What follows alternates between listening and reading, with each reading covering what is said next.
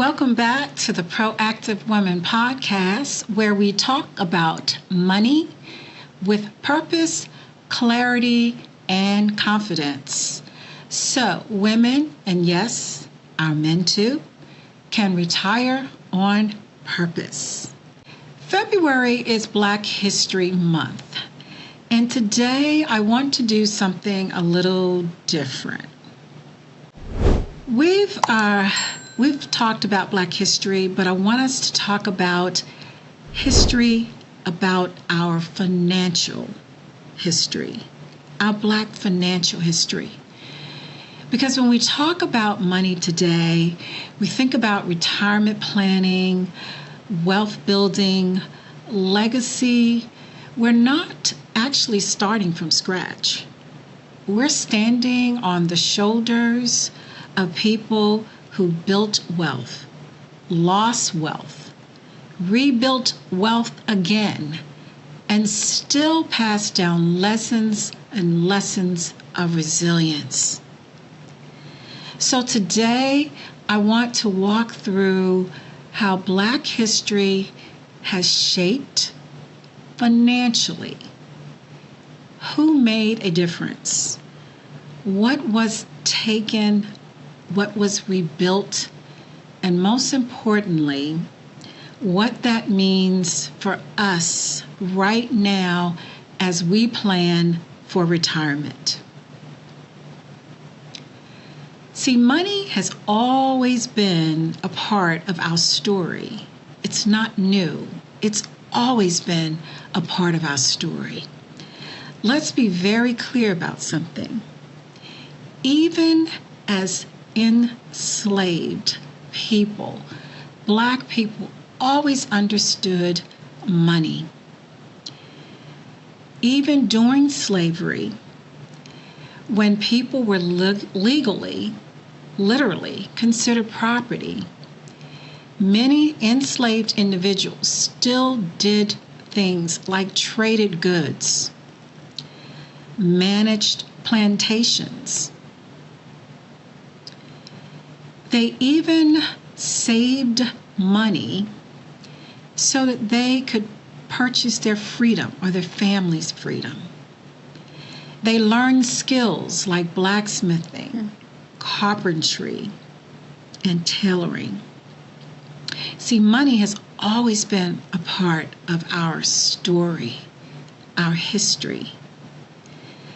After the emancipation, the focus would shift quickly, and it shifted toward land ownership,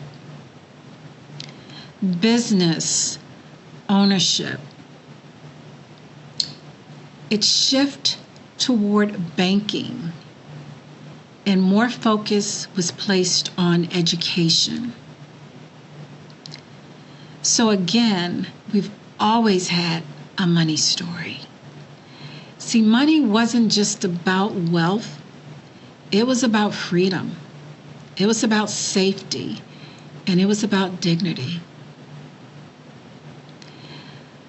History, the costs of success.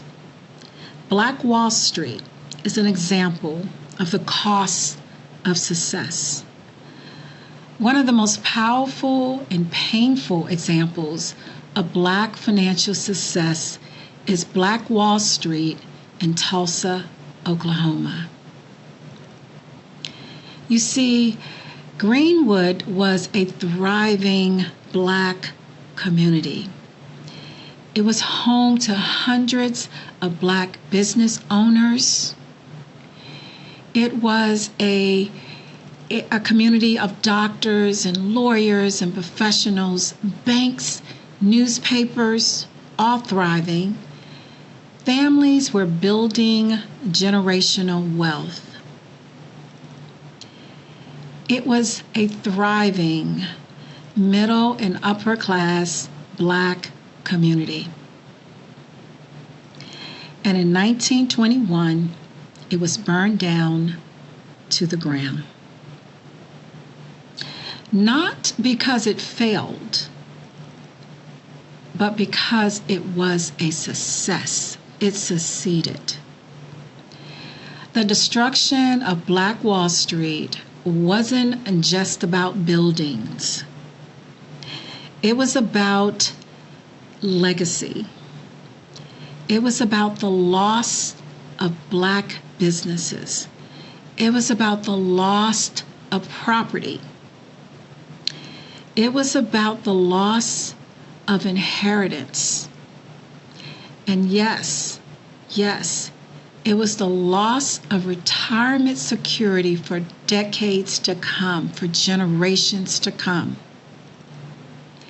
And this matters today because when we talk about the racial wealth gap, we have to acknowledge that wealth was often actively destroyed, not simply never created.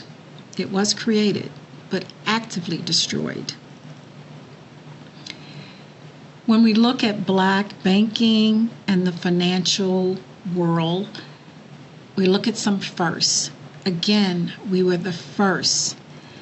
Let's talk about ownership and leadership in the Black community and Black financial history.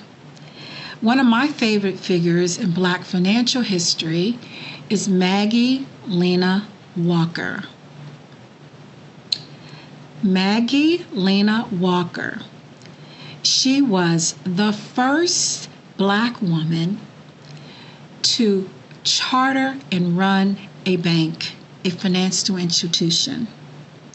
She founded St. Luke Penny Savings Bank. She was a champion of saving, investing, and financial education. And what's most amazing, at a time when women, especially Black women, weren't even included in the financial systems. We were excluded from financial systems. She created one. We also saw the rise at that time of banks, Black-owned banks, financial institutions, mutual aid societies, credit unions, insurance companies. We saw all of that on a rise. These institutions, though, had to exist because the mainstream systems did not serve our communities fairly. So what do? A lesson we should still carry today. When the financial systems don't serve you, build your own strategy. Build your own system and process. I want to talk a little bit about wealth builders and entrepreneurs especially, dear to me. What we know and what we learned about our history is that wealth creation starts and ends with ownership. Madam C.J. Walker, well known, is often recognized as one of America's first self-made female millionaires. She built a national hair care empire that hired and trained thousands of Black women. She was a true entrepreneur. She taught financial independence and leadership. She also gave very generously to education and to civil rights. Her story reminds us that wealth is built through ownership.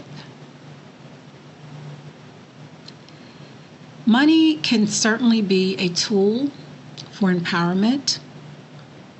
Money can be a dynamic resource.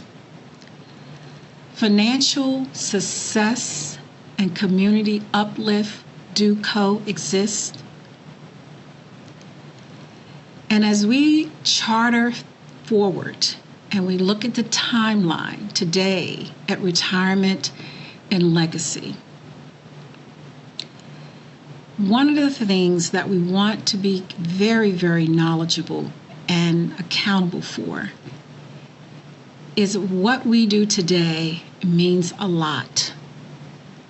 It means a lot of what we do today when we look at it. Many of us are first-generation wealth builders. So when we look at retirement planning, it's not optional. It's essential. We cannot rely on pensions like our previous generation. Pensions are gone away. Social Security. Social Security alone is not enough. It will not be enough. Which means we have to be intentional with our planning. We have to stay informed and, yes, be proactive. At JP Financial Group, this is why we focus on some fundamental financial rules. Guaranteed income strategies. You have to have enough income in retirement to sustain yourself. Long-term care planning. It's not if a long-term care event will occur, it's when. Protecting your assets from market volatility. The market will not always cooperate. Creating income that lasts as long as you do. Because retirement planning today is about protecting what you've worked so very hard to build. And for many of us, it's about rebuilding what history tried to take away. So when we look at our financial future, we are still building and writing the story. Our financial future is still being written. Black history is not just about struggle. It's about innovation. How do we remake? How do we rebuild? It's about ownership, entrepreneurship, taking control of your own financial destiny. It's about resilience. Our forefathers taught us resilience. And it's about strategies, sound financial strategies that work. And the financial story is still being written by you and by me. So during Black History Month, my encouragement is this. Learn the history. Honor the legacy. And take control of your financial future.